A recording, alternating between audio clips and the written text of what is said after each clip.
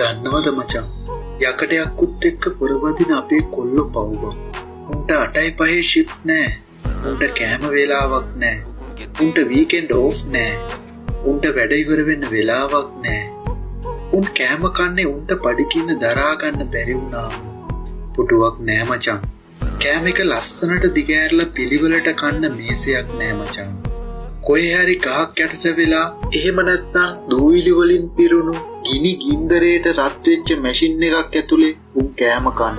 උන්ට කෑම පැයක් නෑ බං. උන් කෑම කෑව අනිත් පැත්තට වැඩ කරා. පාට ඕෆ් වෙලා ආතල් එකේ ගෙදර යන්න ලැබෙන්නේ නෑ මචං. කරන්න පටන් ගත්තු වැඩේ ඉවර කරලා එහෙම නැත්නම් S2කට කරන වැඩේ පේන්නේ නැති වෙනකම් වැඩ කරලා උන් ගෙදර යන්නේ. උන්ට නෑ අද මම නිවාඩුයි හෙට මම නිවාඩුයි කියලා දවසක්. නිවාඩුවක් ඉල්ලලා අමාරුවෙන් නිවාඩුවක් ගත්තොත් අන්න උන්ට එදාට නිවාඩු